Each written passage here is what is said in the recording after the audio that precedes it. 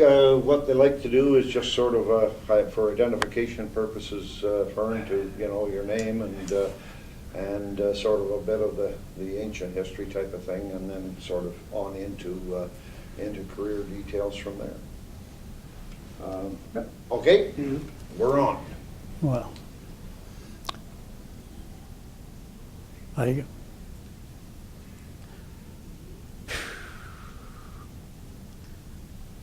guess I've become speechless. You've probably done this so many times that you don't know where to start. Well, yeah, but you know, over the years, I find myself deteriorating, you know. But as far as telling you about my career, which is all over the place already, I was probably born with an interest in airplanes, because the first time I became aware of airplanes, I knew I was hooked. Yeah. My teenage years were World War II. Yes. You know, I was 13 when it started. The war ended when I was 18, or 2 months before I turned 18. The bloody war was over. And all through this time, as a teenager, I was quite influenced by the idea of, you know, the Battle of Britain and the fighter pilots, and, you know, getting into the Air Force, going to war and flying fighters, of course. And I've always preferred that side of, you know, of flying. And of course the war ended and that was it. Yeah. So in 1946, because of the war years, there were a lot of pilots around. The flying schools were all over the place. And so I learned to fly in 1946 with a company in Ottawa, which was about 4 Air Force veterans, people that were mostly in the training of World War II. Yeah. And I got a private license in '46. I decided I wanted to be in flying, so I got a commercial, or they had a limited commercial at that time, Okay. which was a day operation commercial license only for to help bush pilots who didn't do any night flying. Right on. So it was a sort of a step between a private and a full commercial. Yeah. Then I got a commercial in '49, and of course I'm looking for a job. Yeah. There's still wartime pilots all over the place, you know, Right. dime a There dozen. was, yeah. And they had priority. Well, they had more time to Yes. start with. Yeah. Yeah. And more experience, so it was hopeless. But you joined. You were in the Air Cadets at that time too, though. Oh, I joined the Air Cadets in '42. Yes. You know, the very first year they came into being. Okay. So I was in the Air Cadets for 3 years. Yeah. And when I started to fly in '46, that was pretty well my departure from the cadets. But I learned a lot about aviation during those cadet years. Sure. But that was before the cadets had a flying program. Oh, yeah, no. There was no such thing. No, they didn't even have a program when I learned to fly, you know. Yeah. In fact, the government introduced a program right after I got all those licenses, where they would give you $100 and give the flying school $100, you know, when you got a license. Sure. But what happened in Europe, you know, and the commitment that Canada made to put a force in Europe meant that they started recruiting. Sure. And of course I was looking for work, and I thought, well, this could be flying. When you joined, you didn't know what they would employ you as. It was air crew. Yes. So I thought, well, I'll take my chances. I got 1 in 3, I could be a pilot.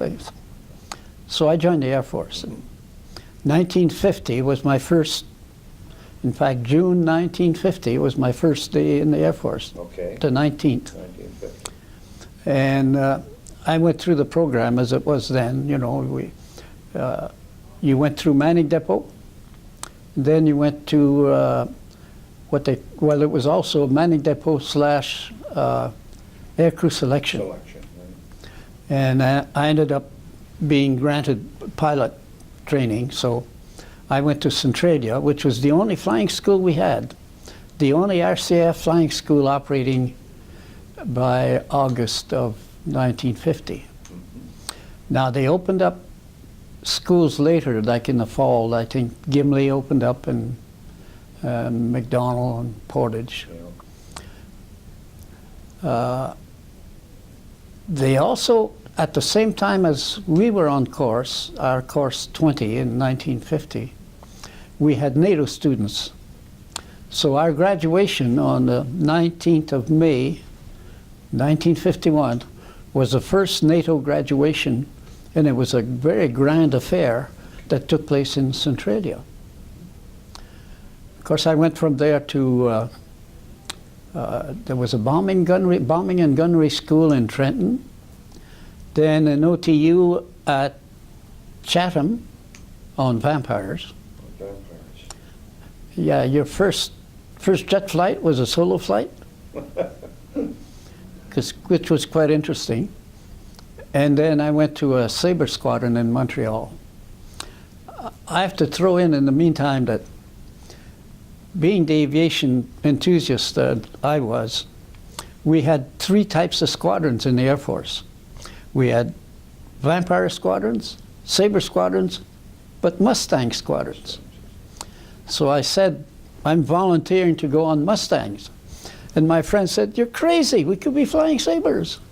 I said, 2 years from now you can be flying Sabres, but you're not going to get a Mustang, see? And of course, guess what? Like all volunteer things, didn't mean a thing. I was sent to a Sabre squadron. Now, I didn't object to that, mind you, but I would have liked... Sabre squadron at St. Hubert? St. Hubert, yeah. 4-3... 441. 441. Yeah. And we were only there, I was only there from October to December, and then we were on our way to England because our squadron followed 410 to North Luffenham in England. Okay. So in fact, my Sabre tour in Europe was really in England. The squadron was there for 3 years, and being single when I went there, I was doomed to a 2-year tour, and that was it. And I was sent back to Canada in January of '54. Now, you didn't fly the airplanes over, though. Those are the ones that went over on the Maggie? Yeah. Okay. Yeah. The Maggie took 2 squadrons complement of airplanes for 410, who had gone there in October 1951, Right. and ours. We really were there in late January '52 was when we arrived there. Okay. Then 439 flew theirs over in the summer, and that was the first Yeah. One that did the lead. the first transfer of Sabres via flying the Okay. Atlantic. I was there for 2 years, and of course, the airplane is always a challenge, and you're flying day in and day out as a pair. You takeoffs and landings are always pairs, and time comes when you say, let's try a roll or let's try a loop. So we did a little bit of this on the side, Ralph Annis and I really were the keys in this. We started doing this. And then we talked the squadron CO into letting us form a team. We got a guy to lead, and Guy Bryan, who had some wartime training, but I don't think he had any operational service. So he was the lead, and I flew right wing, and Ralph flew left wing, and a fellow by the name of John Gaudry, who had been on course with me, was our boxman. So we did, we got authorized and we started training, and that's where I got my beginning at aerobatics. Formation aerobatics. Yeah. At that time, believe it or not, a squadron CO had the authority to authorize that. So it was all legal. Like, Cut and dried. yeah. Now that unfortunately came to a very bad end when that team from Four Wing, Yes. and I think the year was 55, crashed in Germany, where the leader took the whole team That into. was the Skylancers? Uh, Oh, it doesn't matter. Doesn't matter.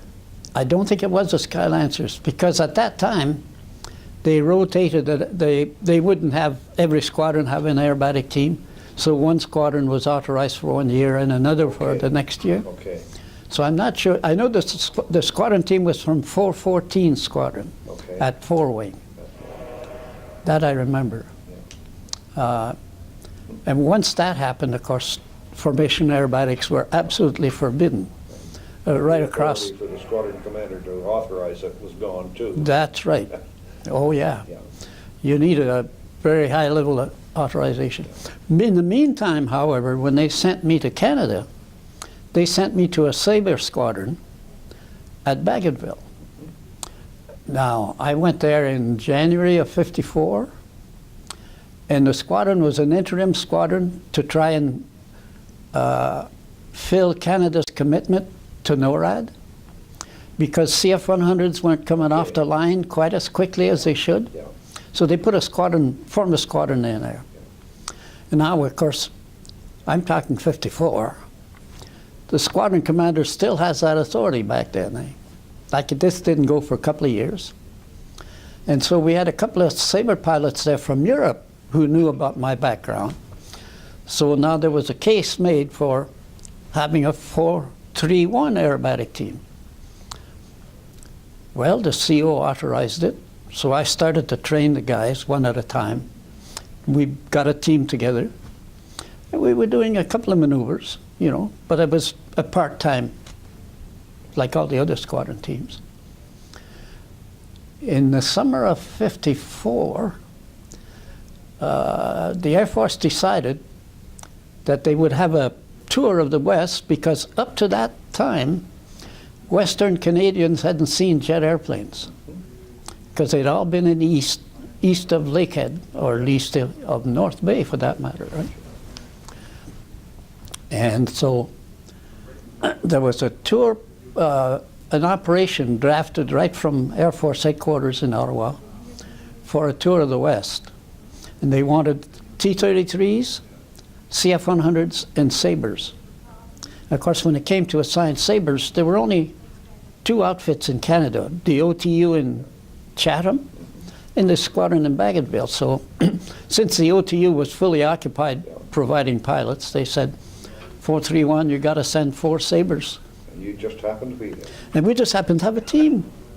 So it was a natural, we got sent. Right on.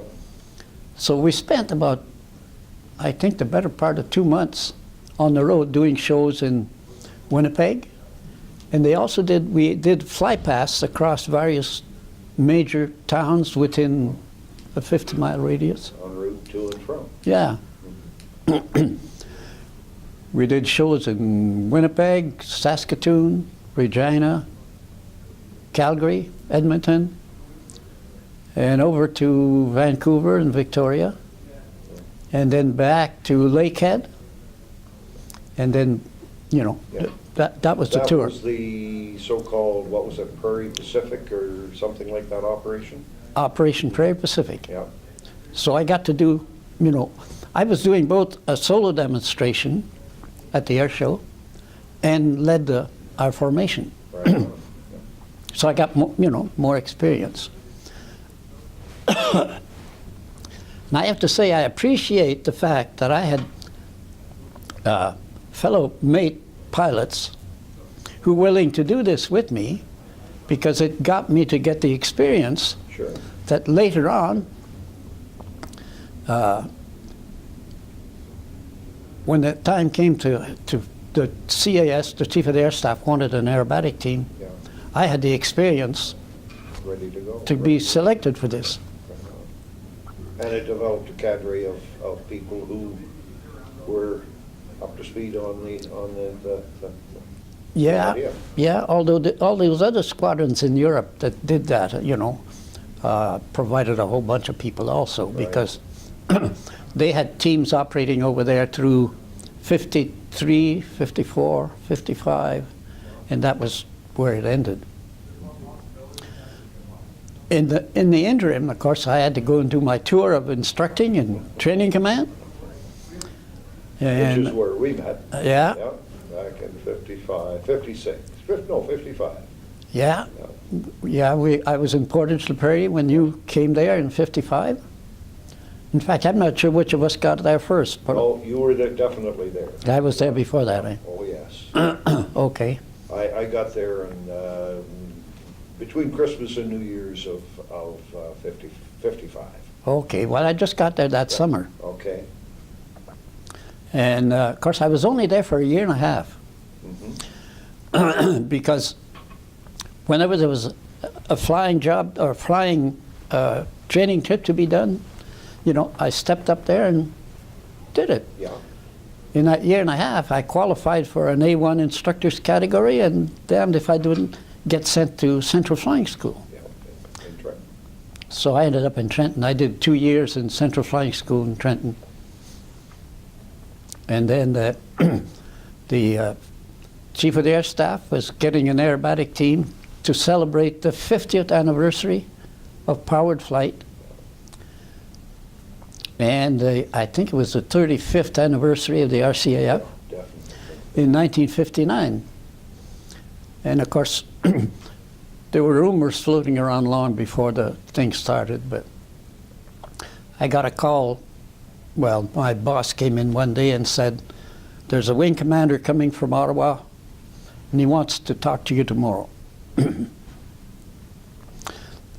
And the wing commander explained that he was in operations up there, and he was charged with organizing a team and submitting names for a leader. And would I volunteer? Would I be willing to do this? And I said, "I'll fly any position you want." He said, "No, my job is getting the thing going and having a leader selected. And the leader will have to do this for himself." Okay. So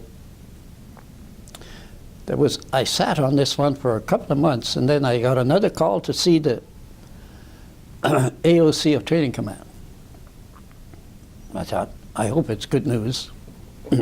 Anyway, I remember walking into AVM Bryan's office after my boss said, "Get your best suit on and get over there." Right?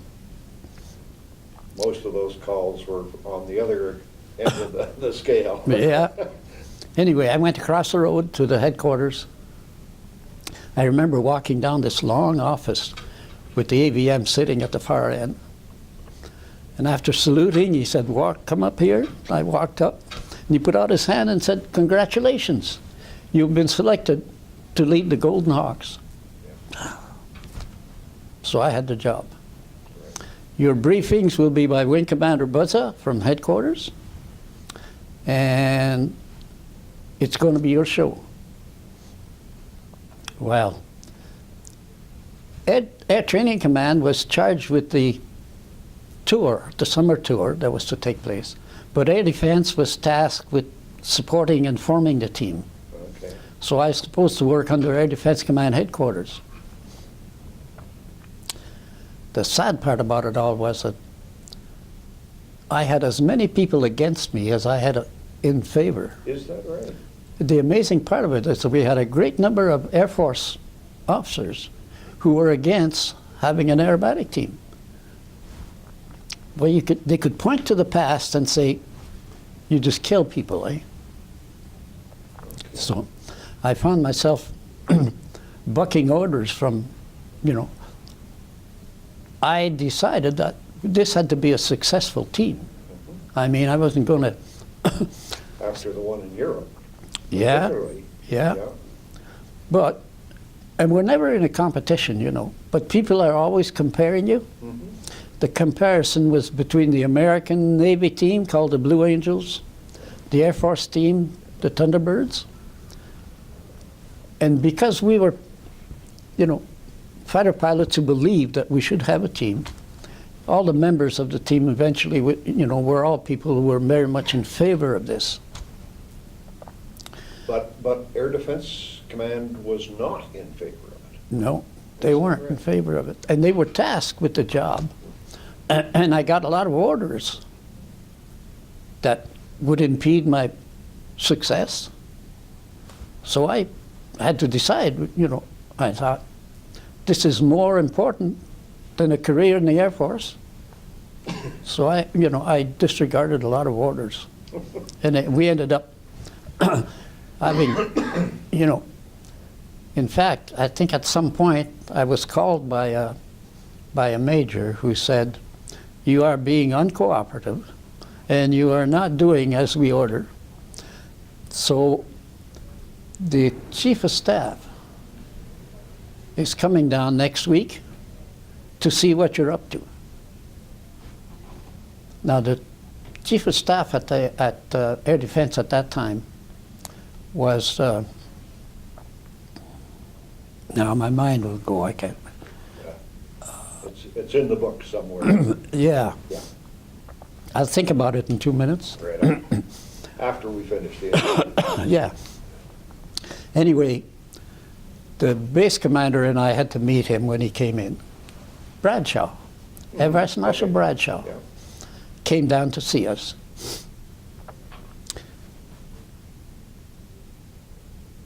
We went to the briefing room. At this time, we'd been operating for about a couple of weeks. Chatham, the base commander in Chatham was 100% support. I mean, the base commander there couldn't do more for us. Were you working with the OTU or were you? No, we were out there on our own. On your own. They gave us airplanes to use. They provided the airplanes. We'd do a practice in the morning, another one in the afternoon after lunch, and then the base shut down at 4 o'clock for us to do a practice over an airfield. 3 trips a day? Yeah. We were flying 3 trips well, we only had 2 months to get this together because we were only authorized to start on the 1st of March. And we had a show in Ottawa, I believe, a showing for the headquarters of the team as it existed at that point. And we did this on, I believe it was on the 18th of May. It was in May anyway, mid-May. And then our tour started. And well, we had that unfortunate accident in Calgary because we were moving to Calgary for the air show there in August of '59. We flew from Portage la Prairie, arrived in Calgary. The wind was out of the north at about 30 knots, and the long runway, the north-south one, was closed for paving. So we had to land at what was at that time about a 5,000 foot with a 90-degree crosswind. So we didn't do the usual arrival, which was a 4-plane landing. So we pitched out and landed. And our number 4 overshot for whatever reason. He decided he didn't want to land at, you know. And he did a closed pattern, which is just to pull up onto downwind leg. And the unfortunate thing is there was an American airplane at about 500 feet coming into land. He collided with on base leg. So we lost Jeb Kerr, our number 4 pilot, who crashed there in Calgary. There was one of them, Sam Eisler. You lost. Oh, that was at the very, within a week of training. Sam Heisler. Did that create any of the I told you so's from ADC? Oh, there was, yeah, yeah. But the thing was that, you know, Sam had done a loop, had struck the ground coming out of a loop, and he was a solo. And we had 2 solos doing what we called coordinated arrows, opposite direction. They meet on the way up, they cross over the top. he was the top airplane. So obviously they had lots of height because the lower airplane made it without, as far as Ralph was concerned, without any problem. Ralph Ennis was the other. The other solo. He was the lead solo. Yeah. Yeah, Sam, we lost Sam there. And it took a couple of days to get over that. Yeah. You know, it was a bad time. And it was a shame, really, too, but we never did figure out whether he had an airplane problem or, you know. Yeah. Some kind of a distraction. That, yeah, or incapacitation. Mm-hmm. So, you know, but those were our two fatalities in 59. Yeah. And the rest of the summer went quite well. Yeah. How many shows did you do that summer? I forget the exact number, but it's up in the 70s because it was a big year. Yeah. Prior to this, in June, there was an Air Force Day across the country. Well, in 59, in order to use the team at its best, there was Air Force Day Halifax, Air Force Day Summerside, Air Force Day Chatham, Air Force Day St. Hubert, you know, right across the country. So we had Air Force Days throughout the entire period from May until the end of September. From one coast to the other. And the other thing significant here is the team was only authorized for 1 year. The Chief of the Air Staff had Air Council's approval for a team, but only for that year. And we actually disbanded, the Hawks disbanded at the end of September 59. But the Chief of the Air Staff said, the public response and our benefits are such, I'm going to try and get a permanent team. In the meantime, you guys are all going to Chatham, and the airplanes are going into storage as they are. So I went to Chatham along with all the other guys. And we were employed there it was a training unit, so Sure. staff, and started again on the 1st of March 1960, because in the meantime, the Chief of the Air Staff had got council, and the team was formed now on a permanent basis. So it was the Chief of Air Staff who was the driving force behind the whole thing? Campbell, yeah. AVM Campbell? Yes. He was Air Marshal Campbell. He had been in Air Division before, you see, and they had the teams there under. Yeah. I was going to say before, it seemed like that every squadron had a team of some sort. But did you say they sort of rotated once for each year? Yeah, each summer it was a different squadron was given a team. Okay. Like the Skylancers were a team 1 year. The Fireballs, I think, or something, was another team. Yeah. But you took turns. And, Yeah. and was that sort of a European type of team in those days? Well, no, this is only through 53 and 54 Okay. and part of 55, eh? Okay. So it was about a 2.5 year period when the team was moved from one squadron to another. Because after that, they weren't allowed to do that, you know. In fact, there was no aerobatic team authorized except the Hawks, which, of course, we had as a full-time, it was a full-time job, eh? Yeah, for sure. So they ended up then as a permanent team that second year? Yeah. My orders when we became a permanent team is 3 of us were going to leave the team at the end of the year. 3 other guys were going to stay on for continuity. Okay. And Jim McComb was one of the guys staying on, and I was to train him to take over the lead. Okay. So he had the team in 61. Lloyd Hubbard was the next lead that took over from him, but he was on the team in 61 and took over the team in 62 and 63. Right. And then, of course, it was scrubbed in 64. And that was the hen of the Hawks, of course. Yeah. What was the impetus behind canceling the whole program? Oh, well, it was blamed on to money, But funding. Could you hold it just there for a moment? Just a bit. Okay, good. yeah, so, yeah, because there was, that was when the Air Force was downsizing all the squadrons, like initially there were, what, 9 CF-100 squadrons, and they went downsized to 5. Oh, not that early. No. Yeah, that was more in the 60, 61 period, wasn't it? That was in the 60s, yeah. But it Yeah. was at the time of the old infamous 500 list, though, wasn't it? Oh, yeah, but I don't think that had any connection. You see, the Hawks were so popular. Oh, of course. I can speculate here. If you were a young Canadian deciding to go in the military, where would you go? Exactly. You want to either fly or work on those airplanes, eh? Yeah. So the Army and the Navy recruiters had a problem because Oh, I see where you're going. nobody showed up there unless they'd already been turned down by the air recruiters, eh? Okay.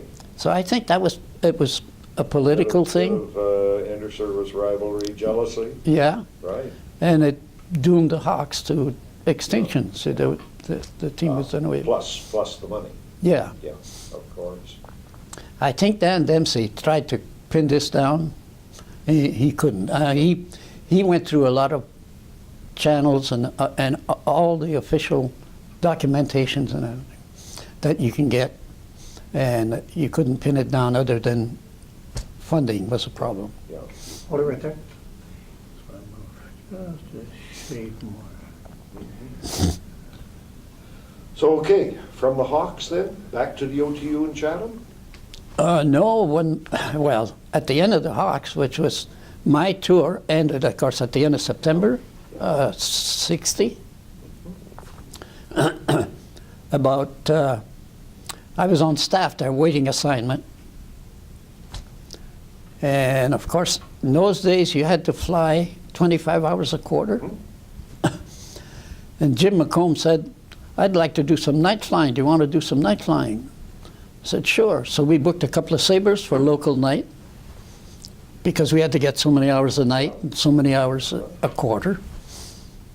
Because now we're basically, I guess, on a desk job, eh? Because our tour was over. Well, Jim was staying on to lead the Hawks. So he and I went night flying. And what do you do on a night flight? Well, we do some formation because as a Hawks, we did a lot of transit at night in formation. Right.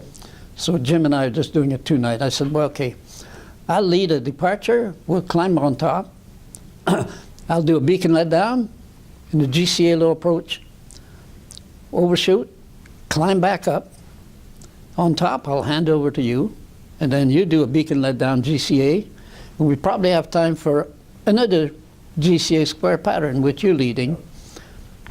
It'll give us an hour or so. Okay. Well, I did. I climbed up. The cloud base was around 3,000, and the tops were about 32, solid all the way up. It was a dark night. At night in cloud? Oh yeah, we went up top, and we did a beacon let down, low pass, GCA low pass, and overshoot. And I barely got the engine up to full throttle when my center bearing failed. I had a complete engine failure Oh, on an overshoot at night? at night with a 3,000 foot overcast. You know, it's like getting a shot in the head. I said, my engine's gone, I'm getting out. You know, and I positioned myself, and I looked up. I was right over the middle of Newcastle, which was at the end of the runway in Chatham. Oh, yes. So I thought, oh, I can't do this, So I said, okay, I'm not now, but I'm going to turn south and then get out. So I'm nursing this engine. The exhaust temperature is has hit 1,000. That's as far as the gauge went. So I'm throttling this thing back, and I brought it back to about 900. The limit was 8 or 790, something like that. Eh? And I'm turning south, you know. And when you're, when you're on an overshoot and do a 180, there's a runway right there. Eh? I thought, And was Jim McComb still with you at this point? pretty much. Yeah. Although when that engine went, he went, Yeah. disappeared. Eh? Took the lead. Yeah, but he came back. Yeah. And so I went down base leg, kept bringing the throttle back, keeping that temperature in the 9 to 1,000, like a pressure on the gauge. And I thought, I've got enough height to do a forced landing. Well, of course, I'm losing power all the time. Eh? When the fire warning lights came on, and the forward warning lights, they said, you got 30 seconds. Yeah. I thought, now I'm too low to bail out. So I throttled the thing right off. And I thought, I can still make the runway if I don't put the gear down. I mean, a wheels up landing, I can handle that, okay? It's been done before. Yeah, yeah. Anyway, but I couldn't put the gear down. I barely came across the approach lights, and I'm on the flare. Of course, now I'm operating on the emergency system, and the hydraulic pressure from that system was not adequate for a flare from a full glide. Mm-hmm. And of course, what happened is when the hydraulic system wants pressure, fluid, at a higher rate than the pump would put it out, everything locks. Eh? So I locked ailerons and elevators, partly flared. Over the approach lights. No, I got to the pavement, Okay. but I'm barely on the pavement, and the nose of the airplane hit the ground and got thrown up. Eh? Like, Okay. Bounced back up. and the thing rolled up and started to roll. Thank God for those rudders. They're straight cable. And with a hard rudder movement, I got the wings level before she ran out of speed and just dropped like a stone. I mean, I've never seen anything. How high did you figure you were at this point? I didn't have much of a clue. The tower said, though, I was the size of the tower. Oh, wow. And when I hit the ground, when I hit the pavement, everything busted, And it's sliding down. It still had some forward speed because it slid forward, But on the runway. but on the runway. And fire, fuel is burning all around us. I got out of there. When it came to a stop, I didn't even bother opening the canopy. I just ejected it, climbed up on the edge, leapt across the burning fuel, and made 100 yards. An Olympic record. Absolutely, yeah. But now my back hurts. It really, really, really hurts. So I laid down in the grass, took my Mae West and made a pillow out of it. I looked at the airplane and it was there. And I hear this mule, this airplane tug that Yeah. put airplanes. I hear this thing coming with full bore. It's just roaring along. I look up, and it's coming straight towards me. So I'm trying to get up, and I couldn't. I couldn't even sit up because my back was so bad. So, light. I got my pen light. You never flew without a pen light. That's right. So I lit the pen light and waved it like this. And that mule went by me. I would say anywhere between 3 and 6 feet or something like that.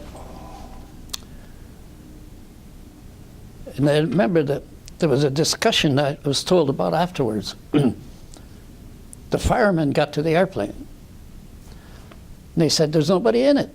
And the tower said, gotta be in it. The pilot didn't eject, you gotta be in it. Well, there's no pilot in here. And they said, well, is there a seat there? And they said, yeah, there's a seat there, but the canopy's gone. And Jim McComb called the tower and he said, I could see him in the fire. He got out of that airplane and disappeared into darkness, So now they started a search. They found me. And of course, they got an ambulance and loaded me up, and and I said, I would like to talk to the guy that drove that mule out here because I want to thank him for. Then they found the guy and they said, yes, sir, what would you like? And I said, I'm ever glad you saw my light because he went right by me. Eh? And he said, what light? So, you know, a number of years ago when I was asked what was the most dangerous thing in all of my flying that I was It was probably that mule. get me, and I said, the closest call I've ever had was almost getting run over by a mule. Anyway, now I was in a body cast. I have a crushed vertebrae. Yes. Resulting. So I was in a body cast for 3 months, and I got reassigned and went over to Air Defense Command Headquarters as the staff officer for flight safety. And I spent 4 years and 6 months there. Then I went on 104s, of course. And Do you still have any problems with your back because of that, or did they get a pretty good cure? no, the problem came, I ran into back problem in about 1985. And they call it muscle spasm, but it feels like a Charlie horse, Okay. except it's in your back. And the doctors attributed that to physio that I did after the time in the cast. Oh, So it was the time in the cast that was the problem as opposed to the damage. Because the physio didn't resuscitate all of the muscles, because I guess there's a number of them in your back, yeah, and they crisscross each other. yeah. So I've had back problem off and on. I have to watch it, you know. Yeah. Don't ever overstress it or try to lift heavy weights or anything. But right well, I did a bunch of exercises, and I'm afraid they've fallen off, really. But, you know, I think I've recovered fairly Yeah. well. Good, good, good. Yeah. So into the flight safety office? Oh, I was there for 4 years and a 4 bit. years. Yeah, 4 years and a half. Yeah. And then I went on 104s. That was essentially the pretty much the start of the flight safety operation back in those days too, wasn't it? Yeah. Believe it or not, at that time, they got the Americans ran a flight safety course at the University of Southern California. California, right. Yeah, An accident investigation course. yeah. Right? And DFS would get a couple of slots on there. Yeah. And there was one they couldn't fill, so they said, let's send the guy from Air Defense. When I went there, we had 13 squadrons of CF-100s, and we had 12 squadrons in Europe. They were Sabres. Later, I think they took 4 and put CFs in. Mhm. Took 4 out of Canada and put them over there. That's when I went to Germany, yeah. Yeah. What year was that? I went over in 59, 59. 59, yeah. You flew your airplane? No. The squadrons were formed in 56, 57. So I went over sort of more or less the first rotation out of the CF-100 squadron. Okay. Well, the squadrons flew the airplanes over there. Oh, yes, yeah. But, so you went on the course in California then?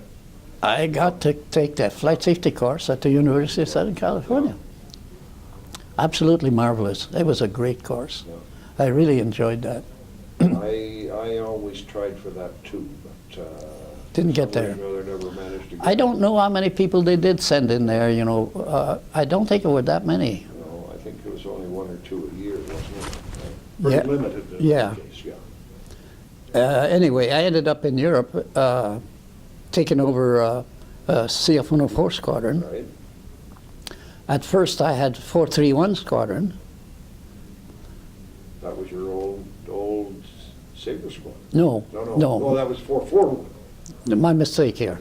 was 434 Squadron. 434. I took over 434 Starfighter Squadron in Zweibrücken. Yeah. And I went there in December 65, and then in 67 there were 2 squadrons that were disbanded, and one was my squadron, 434. That's when they consolidated. Yeah, they were sinking now. And I ended up taking over 430 Squadron. So I had a second squadron of 104s. And I ended up being there for a little over 2 years. So I had a long tour in Germany because they were shutting down the base even. So they weren't going to send someone there with, 6 months or 8 months before closure. So I ended up... That was at Zweibrücken. At Zweibrücken, yeah. I had to move my squadron to Lahr and open up the special weapons storage and, Yeah. get all the exercises to respond to alerts and such. And I left there in the summer of 69, bound for Staff College in Toronto. So I had the pleasure of spending a whole year of higher learning. Yes. But I left there and they sent me to Ottawa to take over the EW Squadron. It was in Ottawa. Yes. And it was 414 Squadron. 414. Yeah, with CF-100s and T-33s. And I had that squadron for 2 years. Moved it to North But Bay. you moved it to North Bay. I moved it to North Bay. That was a change of command transfer. Yeah. And I went into DFS on that one. So I ended up in flight safety again Again. and spent 4 years. Well, it was from the summer of 72 to the fall of 76. So it was another 4 years and a bit. And then I went to Bagotville as a air operations officer. And I spent 3 years over there. Okay. Now, I was a safety officer in Air Defense Command when we introduced the CF-104 and the CF-101 into the RCAF.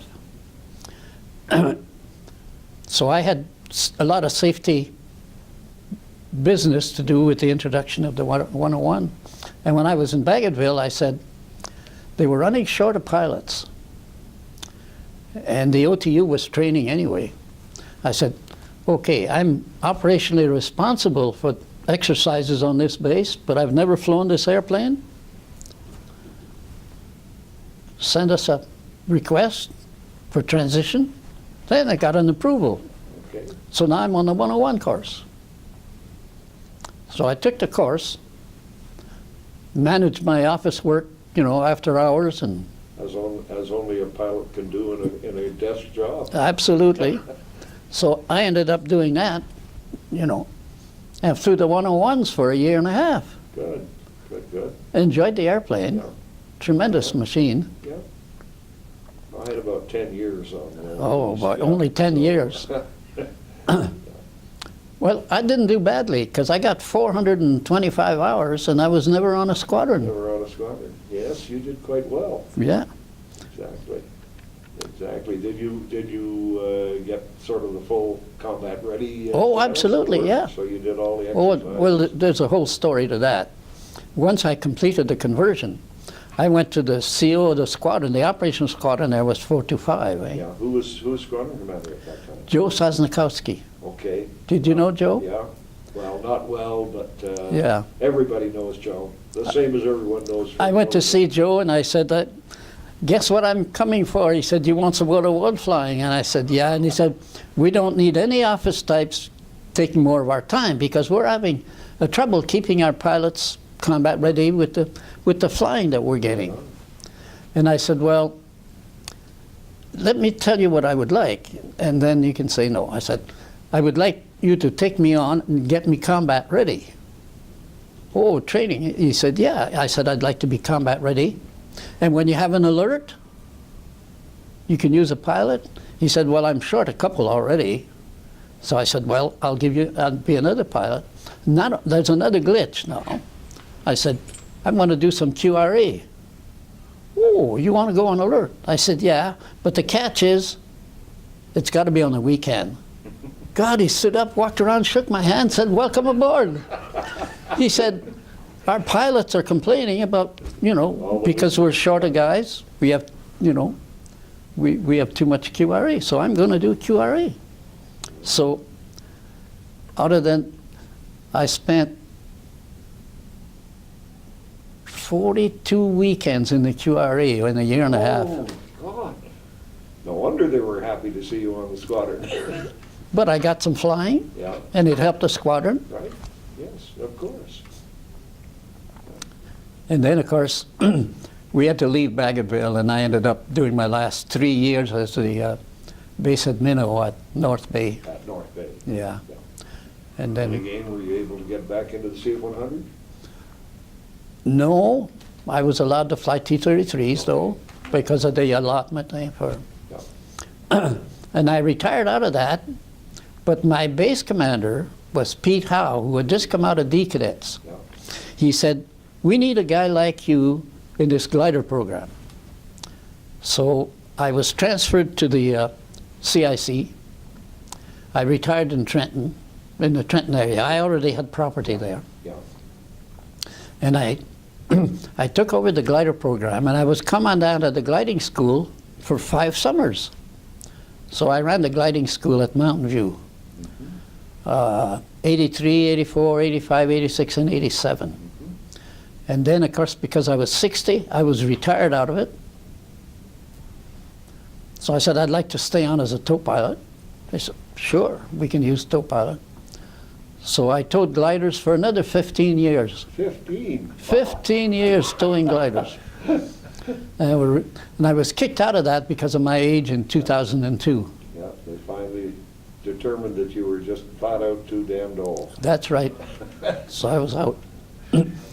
So, And you can't help but notice the third bar on your CD, too. well, There's a reason for it. yeah, I was, Right on. Right on. yeah. Okay, talking about medals, obviously the AFC, the Air Force Cross. That Yeah. was your prang in Chatham. Yeah, because I didn't bail out over the city. Yeah. There were questions about, they always question pilots about, they're afraid to leave their airplane, really, eh? Yeah. Well, I suppose there's a certain amount of that. But at the same time, when I was a civilian pilot, I did 5 parachute jumps. I wasn't unfamiliar with parachutes. Oh. I did skydiving back in '48. Is that right? Yeah. How did you get started on that? Well, a bunch of us got together. We got to know this guy who was a parachutist. So about 6 of us got together and said, we'd like to form a club. Will you train us? Because the hazard of a parachute jump is whoever packed the chute is responsible. To avoid that, you weren't allowed to jump unless you packed your own parachute. Your own parachute. So we formed a club, we were trained, and we started doing skydiving. I did five parachute jumps. Yeah. Three of them were at air shows. Attraction, an kidding. attraction. You're one of the early Skyhawks then, right? Oh, God.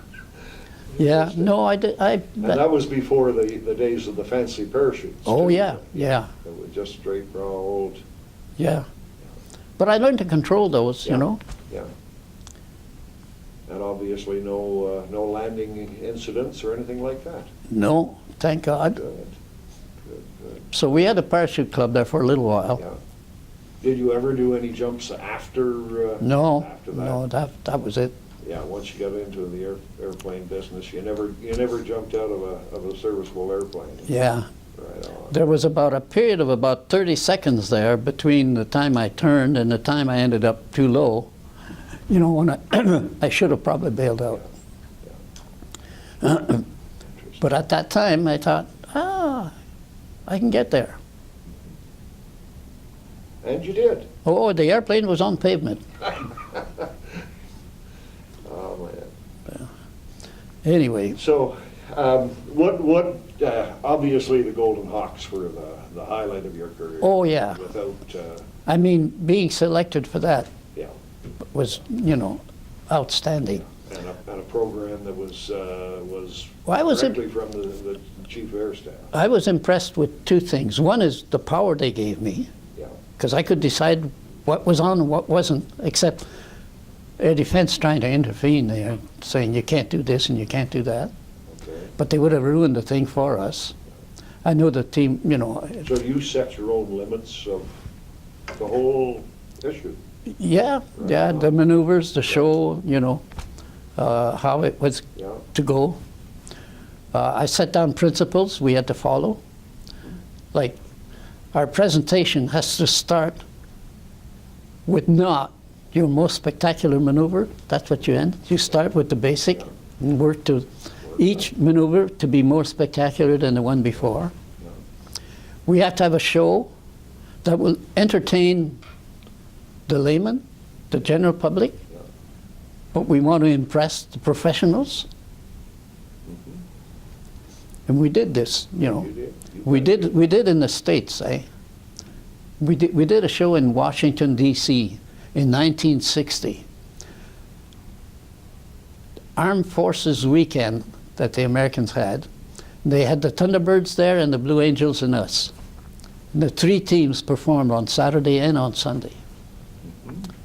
And we were the star of the show. Right on.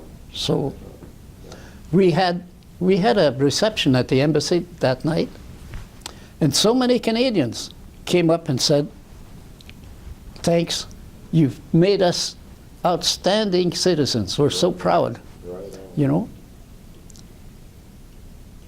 So you were holding your own quite nicely. Yeah, It was a good show. The idea of the solos sort of taking Yeah. up the space while the team was yeah. out, that Yeah. was We wanted something over the airfield, all the time. and we could do that. Yeah. But it was hard work. Oh, The other thing that impressed me was these guys that flew with me, they followed me everywhere. Yeah. Not just the maneuvers, you know, going into places under barely IFR, you know, and going down there, beacon letdowns and 4-plane landings. These guys followed me not just in the maneuvers, they followed me in some pretty bad weather. So I was very, typical old idea of formation flying and formation leading. yeah, yeah. Well, I remember the one time you followed me out of Coal Lake, and I never understood how you did it. We had a 4-plane from Portage. We went up to Coal Lake one day, and it was my turn on the way back to lead it, Yeah, only it was snowing. There was something like 35,000 feet of cloud, and there was no way we were ever going to get joined up if we went off as two planes. yeah. So, well, let's go as a 4-plane. I think that was your suggestion. And you were number 4. And it was all fine. We had probably an inch or 2 of snow on the ground, so as soon as we wound the engines up, there was a blizzard behind, and off we went trundling down this runway, and I didn't know where the center of the runway was. And I think I drifted off a little bit to one side, and the guy that was with me said that you yanked it into the air just before you ran off the edge of the runway, and 35,000 feet of cloud later, we were all fat, dumb, and happy. Well, But just another trip. just another trip, you bet. Interesting times. Oh, you know, the Golden Hawks really made a name for themselves, didn't they? Oh, Yeah.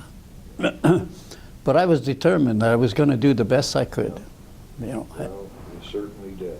That was, so I think Dan Dempsey has sort of coined the right phrase there. What was it? Something of an excellence? oh yeah, that's the title of his book, eh? Yeah. A tradition of excellence. A tradition of Yeah. For sure. For sure. So the other big thing was the flight safety operation. Oh yeah, that you know that was really my other occupation in the military. Yeah, right on. So, yeah, 2 complete tours as the flight safety. Just about 9 years of my 32 years in the regular. Yeah, right on. And those were interesting times too, because there were some some wild and woolly investigations there, weren't there? Oh yeah, as you know, as a SOFS in Air Defense Command, you know, when an accident happened, I had to go to the personnel, get people assigned to form a board, go to the legal people, draft the convening order, and send it out. When I left there, I made a point of counting how many boards I had convened. 52 boards in 4 years. And these are, you know, major accidents. Basically all ACATs. Yeah, oh yeah. Yeah. So I got a lot of experience in there. Again, I remember some of our conversations. I ended up as Staff Officer Flight Safety and Mobile Command. Oh, okay. And we had one, and I can't remember what. I think it was the one Romeo Lalonde had that where he couldn't get the nose wheel off the ground, couldn't get it to break ground, and we had time limits where the boards had to be processed through the headquarters and stuff like that. And General Herbert was Commander Tentag, and it had to go through him first and then to FMC, and it was in his in basket. No. And I would query him on it, and his secretary, and damned it would be down in the bottom of his in basket. And she would move it to the top, and the next morning it would be back on the bottom. And this went on for quite some time. And of course, the staff officer level were bugging me. Then it got up to your level, and I think it actually got up. It was Joe Schultz at that time, wasn't it? Yeah. But there was no way I could get it out of Herbie. Well, I worked for Joe Schultz those 4 years, eh? Yeah. Another icon of the flying world, eh? Yeah. Yeah, for sure. A great guy. For sure. Mr. Flight Safety. Yeah. Okay, where else can we go here, Frank? No, I think that's about it, isn't it? That's about it. There's got to be more there. There's got to be more. A lot of moves along the way. Oh, yeah. Not really the easiest on family life. Oh, no. That was... being away from home is... Yeah. It's hard on anybody that's away from home. Yeah. And that was the rule in the early days where if you were married, it was a 2-year tour. Yeah. If you were single, it was 3. Generally, yeah. Yeah. Yeah. Interesting.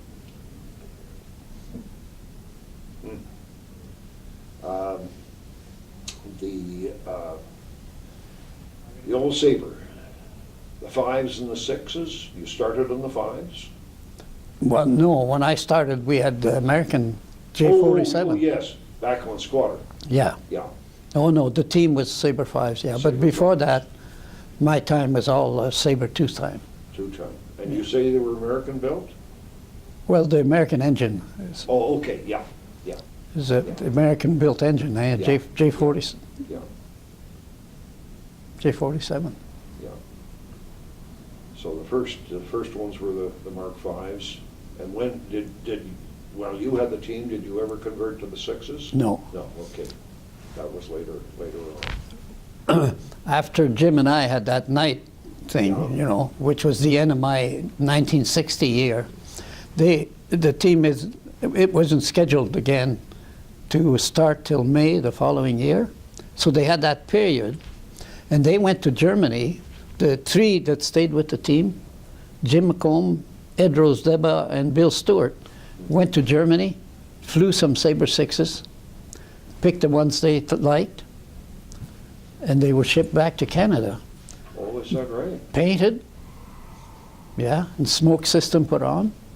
So Sabre 5s in 59 and 60, Sabre 6s in 61 and 62 and 63. Okay, okay. You mentioned the smoke system. Did you have smoke right from the beginning? Yeah. Is that right? Okay. In the 5s, I thought the lines were put inside the fuselage, Yeah. but in the 6s, of course, they said the heat in there would cook some of that oil that is used in the smoking. Yeah, the dye. So they wanted to get the lines away from the heat. So if you look at that Sabre, you see the lines on The it? one we have that's on the outside. Yeah. Yeah, this is the airplane that Lloyd Hubbard flew. He was the leader. Late. Yeah. Yeah. So did you ever get into any Sabre time after that? Oh, yeah. Well, see, when I was in CFS, we had a Sabre there in Trenton. I was That's flying. right. I was flying a Sabre down there. Not that much. You know, you'd get 2 or 3 hours a month. Yeah. And then, not while Jim had the team, because I was pretty much in body cast and recovering. But when Lloyd had the team, he would call me. I was sitting in the desk in St. Hubert. He would say, "Do you want to fly this weekend?" "Sure." He said, "Well," where was he? "We're in Saskatoon, and we have an airplane to go into maintenance, and one coming out of maintenance. Maintenance was in Trenton. So he said, if you want to bring that airplane out, go back with the other one to be inspected next week. Perfect.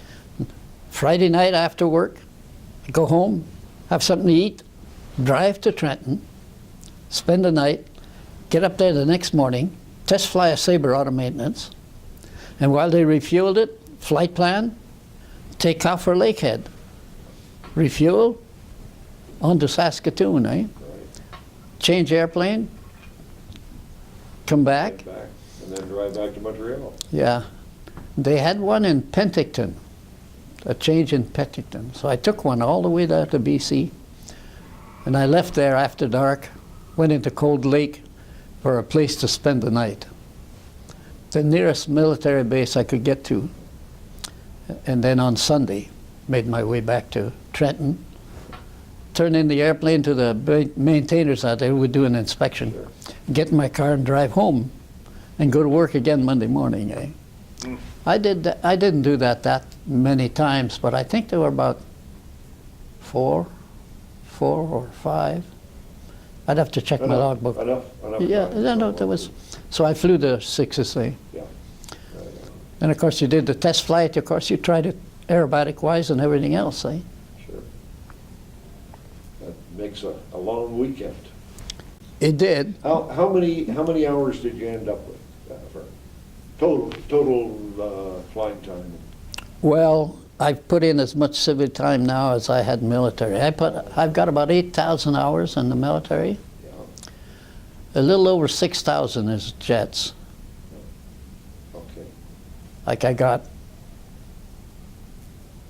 3,300 and some in T-33, Yeah. 1,000 on CF-100s, well, 1,070, 1,040 on the 104, 1,800 on the Sabre, 55 on the Vampire, 25 in Meteors. Meteors. Meteors. Where did you find that? Well, when I was in England, North Luffenham. when I was at Luffenham, I found out, so I wrote a memo and said, I would like an instrument course, eh? I got sent to an RAF school. And of course, it was a checkout. And I hadn't flown, well, the only jet I'd flown at that point was a Sabre. Well, no, in the Vampire. The Vampire. And so I got a check ride, and the guy said, I think we have to give you another one. I said, I wouldn't mind another one either. Because Meteor flights were between 45 and 55 minutes, you know. They were out of fuel then. Anyway, so I flew Meteor 7s, and you did a dual, then a mutual flying instruments, and a mutual as a safety pilot, and a dual, and 2 more mutuals. So I was there for a month. Got 25 hours in Meteors. And then I was back at Luffenham, and a wing commander came in there to fly Sabres. And well, Kelly was running our CO, our squadron. Dean Kelly? Dean Kelly. Oh, boy. He said, "Wing commander, you can fly our Sabre if we can fly that Meteor." So Kelly went through the Meteor, eh? Okay. When the wing commander came back the next time, Kelly had a meeting he had to go to. Was this a Canadian wing commander or Oh, no, an RAF wing commander. RAF? But he was expecting to go to Korea, see. So he wanted Sabre time Oh, yes. before he got getting there. So he came in Sabre time. Anyway, Kelly flew the thing the first time he was there. And of course he had to go to a meeting, so he couldn't fly it the second time. And he said, "Well, you know how to start it?" I said, "Yes, sir, I know how to start it. It's got the same engines." So I got to fly the Meteor 8, Okay. which was interesting because Yeah. Not that much difference between the 7 and 8, though, is there? not as far as flying it went, but performance-wise, the 7 would outperform the 8 because it didn't have any guns, didn't have any ejection seats, so it was lighter by several thousand pounds, Okay. and it climbed, you know. Now we did instrument trip started with a takeoff and a straight climb up to 35,000, and that Meteor 7 would get there in 5 minutes. 5 minutes? Oh yeah, 5 minutes. And it wasn't even pressurized. No pressure. You wouldn't think of No doing this. pressure, no ejection seat. No, Pretty basic. Okay. but I guess altogether, 25 hours would probably amount to maybe about 30-some trips, eh? Some trips. Yeah. But that was an interesting part. And it was a good instrument course, you know. Yeah, because there was no way of doing an instrument check ride in a sword, was there? No, No. no. Interesting. What other interesting types have you managed to scrounge rides in over the years? The Mustang. The Mustang. You did that at Trenton, obviously. No. No? In 1954, we were deployed to Chatham. That was the year of Prairie Pacific. We were in Chatham for a week. There were 2 Mustangs on the flight line. I said, "What are these airplanes doing here?" Well, they used them to tow drogues for air firing exercise, but they retired them. They were doing T-33 tows now. And they said, "Oh, they're just waiting. They've had departure check. They're waiting for ferry pilots to pick them up, take them back to Trenton for disposal." I always wanted to fly one of those. What are the odds, eh? Well, no. Those ferry pilots are taking those out. But I said, they're sitting there, you know. So I went to my CO, eh? I said, "You flew Mustangs," and he had. I said, "Those airplanes separate the men from the boys, don't they?" And he said, "Yes, they do." And I said, "How about helping me fly one of those, eh?"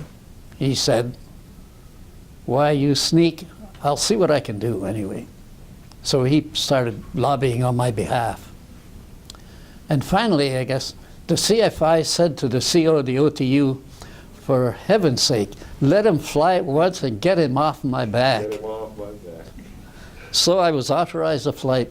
Right. And I went out there. Well, I had to study the manual, and I wrote an exam. Yeah. But I went out there and climbed in there with a sponsor who followed me around an external, and he said, "You do the start, and as long as I have my thumb up, you're doing all right. If I go like this, well, I got to start." And he said, "Have fun." And I went flying. And that was a highlight too, Yeah. you know. I hadn't flown a propeller airplane for 3 years. And the only thing I'd flown was, of course, Harvard's, Harvard's. well, and Expediters. But that was a highlight. I So find. when you got to Trenton on the CFS, they had already taken the Mustangs out of there. They were gone. Okay. Yeah, we had just about everything else, but like we had B-25s. I also ended up flying B-25s. Okay. I got 100 hours PIC in a B-25. Where did you get that? That came out of CFS, okay? Because we had Oh, yes. two of them there. Yeah. I went on an instrument course in Saskatoon when Training Command was running a course there Yeah. for ICPs Yeah. with a guy that was on the twin engine flight. Yeah. And of course, you were there for a month. So after 2 weeks, I got a call, and the guy said, "I'm going to Saskatoon for the weekend. Do you want to use the T-33 and come home?" And I said, "Sure." So I said to Gene, who was on call, Gene Spencer, "Do you want to go to home for the weekend?" He said, "How can you do that?" I said, "I've got a T-33 coming." So I took him down to Trenton on Friday night and back on Sunday. From then on, he kept saying, "You ought to fly Mitchells, you know." I said, "No, I don't, you know, I'm flying T-33s and Sabres and CF-100s. You know, I don't need that." Well, I ended up getting sick. I got a kidney infection. And so I was in the hospital for a month or so, and the doctors wouldn't let me fly jets because I had to recover. This doctor said, "No jets." I said, "I belong in a jet. You know, if you don't do that, I'll go fly Mitchells, which is far more demanding than a T-33. The doctor was stubborn because he said, "No jets." So I thought, I got to fly. So I called Gene and said, "You always wanted to check me out in the Mitchell." He said, "Yeah. When do you want to start?" I said, "Right now." "Meet you in the briefing room," he said. I got 4 dual rides, of course, dual time. And somebody did a test flight, so I ended up doing a 1 hour of co-pilot time. But after my four rides and a check ride, I was signed out PIC. So from then on, whenever I had a chance, I'd get a Mitchell. My big deal was I wanted to go practice ILS approaches. I hadn't flown ILS in any airplane, and we didn't have them at Cup. And I would take a Mitchell and go to London, shoot ILS approaches, or go to Ottawa, shoot ILS approaches. And over the next, well, I guess about a year and a half, I ended up at 100 hours PIC time in about 5 dual. Well, you say you did the ICP course at Saskatoon? Yeah. What year was that? I was on the jerk course, instructing in the jerk course from 57 to 50. About 2 months after I went to Trenton, so it was 57. Okay, so about- it would have been before I got there. Yeah. Yeah, it was 57, and I would have been about March. Interesting. Yeah, because the ICP course had a whole cross-section of airplanes so that they could check out all the different... Yeah, different no, the only thing I flew there were T-33s with Doc Payne. Yeah, Doc Payne was there, sure. I knew him from Prairie Pacific, too. Is that right? He was on the T-33 team. Mind you, he was in support of the team. He didn't do the show was with Lou Hale and his team. That's where I got to know him. Okay. Have you ever heard where Doc is now? No idea. No idea. No. I was at Zweibrücken at the same time when he came in to take over 427. Oh, And that was when he shipped on the old escape and evasion course. yeah. And the RAF squadron leader did a job on him in the interrogation. And he was gone. Well, they broke him. I didn't know that. Interrogation, yeah. It was kind of a long story in any case, but they got him, and he was the senior officer that had been captured. So they took special attention to So him. he wasn't there very long then. No, I don't really think he ever, well, yeah, he was the squadron commander for maybe about 6 months or something like that. But Oh.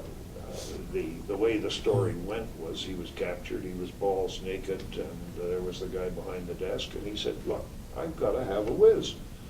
And the guy said, "No, not until you tell me what I want to know." And this went on 3 or 4 times, and finally Doc, in his inimitable style, up and pissed all over the guy's desk. Oh, that was the wrong thing. No, And well- from there, I guess it went downhill. I would think that'd be the right thing to do. And the next thing you know, Doc he came back to the squadron, did a couple of trips, and I think they sort of claimed that he had claustrophobia. Well, Doc Payne, claustrophobia, I don't think so. But the bottom line was that was the excuse, and they shipped him off to, I think, Edmonton.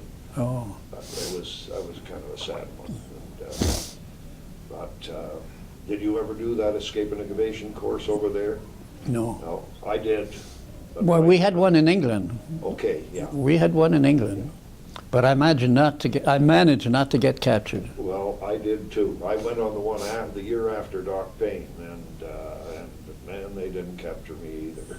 I didn't get very far, but beside the point. Yeah, a lot of people. Are you able to keep track of the old gang type of business, like Jim McComb? Jim's passed now. Yeah, well, see, of the 59 team now, everybody's gone except Ralph Annis and Ralph I. is still with us? Ralph is still with down in us. New Brunswick? Yeah. Yeah. Well, that would have been the 60 team also. Yeah.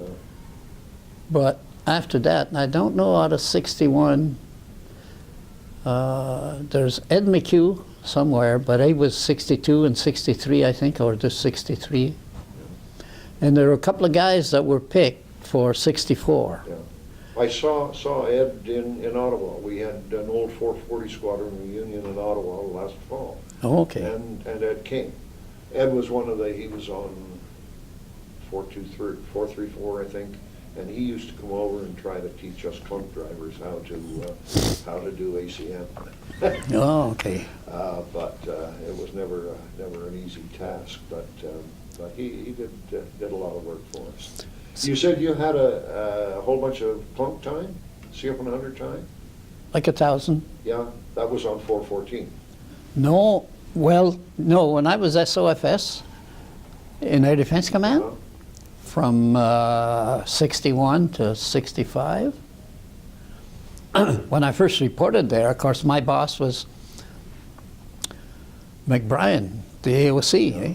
When I reported in, and he said, "You'll be my safety officer, and I don't want you to be like the predecessor. We had to throw stones at him to get him to fly.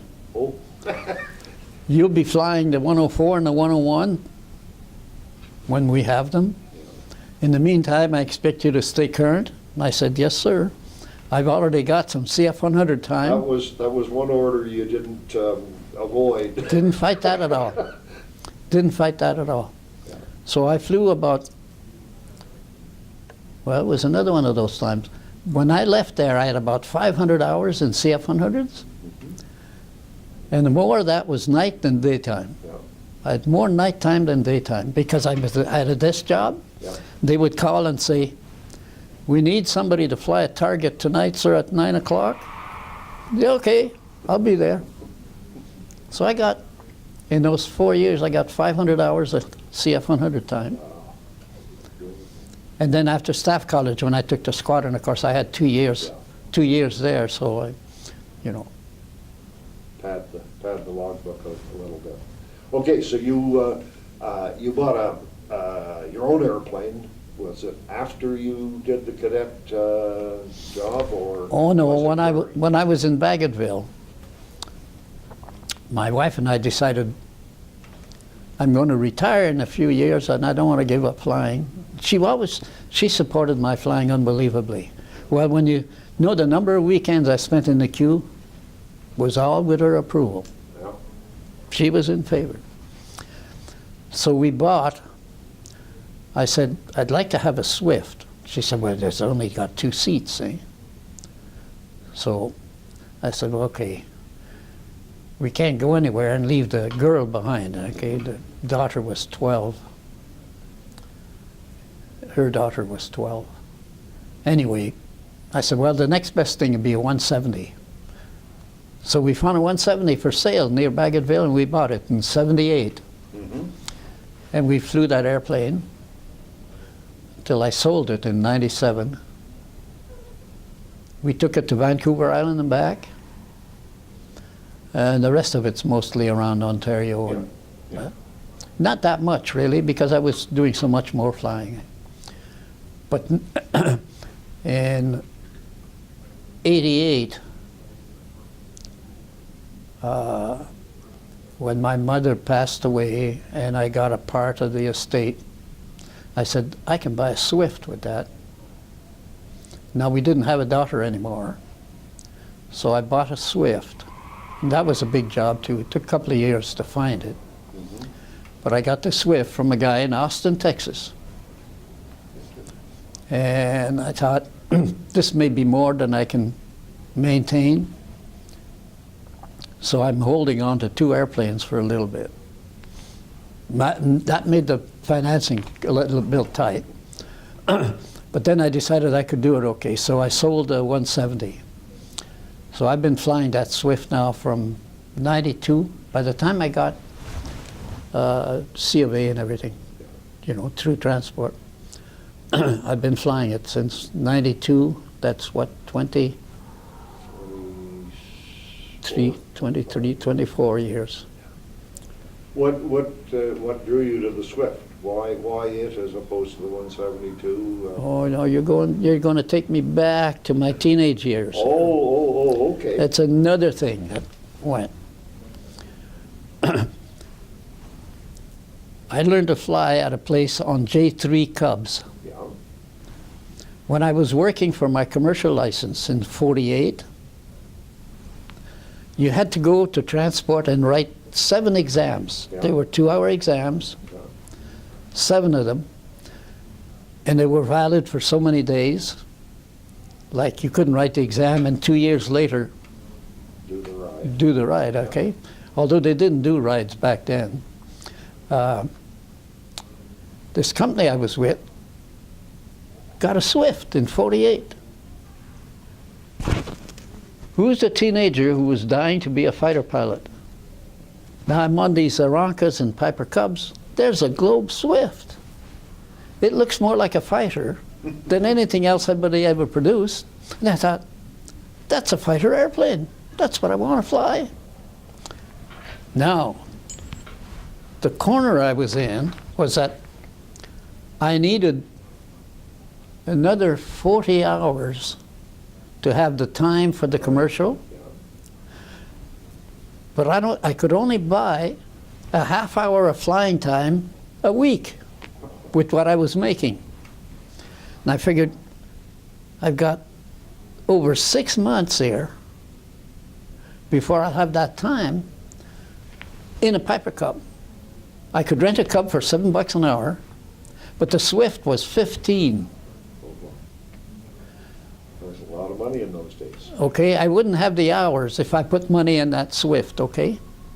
So for something like about 6.5 to 8 months, somewhere in there, I watched my friends fly this little fighter I was dying to get into, and I couldn't. But I finally got my hours, and I went, got my license, and I came back with my license and said, okay, Hap, this was the chief instructor, I'm here for my checkout in the Swift. You dang fool, we sold it yesterday. I said, no, I don't care. I need 2 hours and I can put it on my license, eh? He said, we sold it. We had an offer, we were losing money on it. We got an offer we can't refuse, we can't touch it. The flying club owned the Swift. It wasn't a club, it was a company, Okay. yeah. But they sold it to a guy the day before. And I spent 6 months watching these guys fly this thing. Dreaming about this. Little fighter airplane, eh? It was the closest thing to the World War II fighters I could possibly fly. Eh? Yeah. So I, you know, until I got into the military. Did you ever get a ride in it or anything like that? Oh, I did get a ride in it. Yeah. That made it even worse. That made it even worse. Yeah. So that's why I wanted a Swift. Yeah. So now I thought, okay, I'm getting my vengeance. I've got a Swift, and I'm flying it. So, And you still have it. oh, hell yeah. Yeah. Flew it day before yesterday. Excellent. Excellent. Yeah. So the license is still Oh yeah. Still Yeah, valid? I can still make it. Yeah. right on. Right on. And many years to go. Well, I wish, Yeah. but I know the end is coming, and every day is a day closer. But Yeah. And every day is a bonus. so, I fly if I can, you know, if I can swing it. Is it an expensive operation, airplane to operate? Well, it's probably a little more expensive than a, you know, a Cub because it's got all these hydraulic systems and things. Yeah. But I can still swing it. Yeah. So, What kind of power does it have? oh, this one was modified. Somebody took the 125 horse engine out of there and put a 160 Lycoming in there. So it's a nice performing airplane. Retractable gear? Yeah. Constant speed prop. Good. So it's a nice little airplane. It badly needs a paint job, but if you don't get close, you don't notice that. Right. Yeah. So lots of hours in it these days, eh? Moved to Guelph? Oh, Did you say what? that's a sad part of my life. In 2009, my wife started to show signs of Alzheimer's. Oh, I had to do all the housework and the cooking and shopping and things for years as she went downhill. And she got so bad it was last July. She's in a nursing home now. In Guelph? Yeah. In Guelph. And the reason I came to Guelph is her daughter, who grew up with me from the time she was 12, is living in Guelph. She said, I can help you with Mom if you come to Guelph. So we came to Guelph 3 years, well, it'll be 3 years in April. Are you living in your own home there then, or Oh no, I just rented an apartment. rent an apartment? Yeah. And she was with me there for, well, the better part of 2013 and 14 and half of 15. But it got to be too much. I just couldn't. Couldn't handle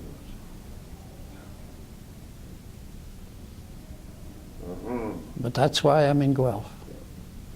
But no other connections with it.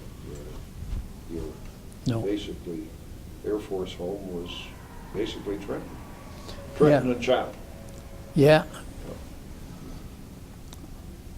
Although of all my transfers, I think the office ones were the 4 years and 4 months, 4 years and 6 months. Those were the two long ones. The others were all 3 years or less. Lots of moves over the years. Yeah. What year were you in staff college in Toronto? Summer of 69 to 70. 69 to 70. I was one of those lucky people who managed to scoff a tour in Foxhole U. You avoided it. No, I didn't avoid it. Oh. That was the point. I was originally posted to Toronto, and somebody, I used to know the name, but I've long since forgotten, but obviously knew the career manager a lot better than I did. And the next thing you know, I was going to Kingston, but Yeah. No, I avoided staff college for about Yeah. 6 or 7 years. But eventually got to the But point eventually they sent me. They caught you. Yeah. They had a way of doing that, didn't they? Well, there was a penalty for that, of course. I ended up to be the senior student, so Oh, I had a second job as well as the course. as well as the course. Yeah. Exactly. Lots of changes over the years. We went through integration. Oh, yeah. I never found that it affected us all that much. The flying operation was still a flying operation, but how did you see it from your point of view? Well, as far as the operation went, it didn't affect that, but what it affected is the higher levels. Yeah. You know, when I was in DFS, you couldn't get anything ever to the upper level because if it favored the Air Force, it ran into either a naval officer or an Army one on the way up the line, and that would, shut it down. But no, outside of the headquarters, I don't think it made a real difference. Oh, the switch to green uniforms, you went through Oh, all well, that too. yeah. I always used to say that the guy who hands out the toilet paper, it doesn't matter what color uniform he's in, but, Yeah. but still it was an interesting time, wasn't it? People along the way, you're still involved with various organizations. Did you ever get around to seeing Michael Potter's F-86? Oh, yeah, I've seen it lots. Yeah, lots? Oh, yeah. He won't let you in it, though, I think he would. Transport won't. transport. I tried to get a T-33 endorsement on my license, but the mistake I made, of course, is that I hadn't been in one for 2 years, so they refused to give me one. But when I retired, if I'd have gone, I could have got that 33 on my commercial license, eh? But now, I came across T-33s several years later. Now, it was... Well, the chap still has one in Kitchener-Waterloo, doesn't he? I know, but see, they were not in civilian hands when I got out in '82. They didn't get into civilian hands until the end of the century, like 2000. Yeah. So I'm trying to get an endorsement then. No. Rules. Yep. Yep. How did you ever make out, you did a bunch of not a bunch, but several air shows. You mentioned the one in Washington, down south. How did you make out with FAA down there? It was No problem. no problem as far as I know. Yeah. They said, this is your time on, this is your time off. Yeah. Yeah. We did the show, and Yeah. You had to outline your show to them, and no, you didn't even have to do that. no. You just went and did it. Well, it was basically all military, eh? Yeah. So the FAA didn't have anything to say about it. Okay. Interesting. Well, Vern, I don't know. Where else do you want to go? I think we're getting a little peckish, are you? Looking for a bit of... Well, I think, we were supposed to finish an hour ago. Yeah, well, you said 2 minutes. Let's see. I think you're just about running out of time there, too, on your tape. That probably is a good auspicious time to close. What I would like to do, Fern, though, before we do that, is I don't know, I clearly remember back in 1955, between Christmas and New Year's, walking into Sea Flight in Portage-la-Prairie. There were all the people sitting around doing nothing. You remember you used to do the promotion list and the PC list at the end of the year? And there were about 6 or 8 retreads there that were all sitting around wondering what the hell they were going, who was going to get the promotions. And Oh, the yeah. bottom line was, nobody was flying. The students were sitting there. There wasn't a cloud in the sky. The airplanes were sitting there, and these guys were all sitting there bitching about what was happening. And Gord Kelso and myself were on the same course, and we, after the day was over, we went to the bar and yes, saying, what in the hell's going on here? But there was one thing that happened, though, in that time, and that was you were up flying, and we said, well, the rest of these troops, to hell with them, but if Fern Villeneuve can get out there and fly, so can we. And that example has stuck with me for a lot of years. Oh, And I would personally like to take this opportunity to thank you for that example, and Oh. thank you for all the things you've done in between, and more specifically, to thank you for being here today. well, you're most welcome. It's been an interesting couple of hours, and you know, a lot of it has already been written, but hopefully this will add a Oh. little bit to the historical record. Yeah, Fern, well, thank many you. thanks. You're many most- thanks. most welcome. And it was a pleasure to have this time to sit down and chat. Some Yeah. of the good old war stories. Yeah, There's a few, and there's a lot that haven't been told yet, too. well, you just have to, they have to come to mind, you know. Yep. Well, there's little But- things that happen. These that you mentioned, you know, I don't remember those, but No.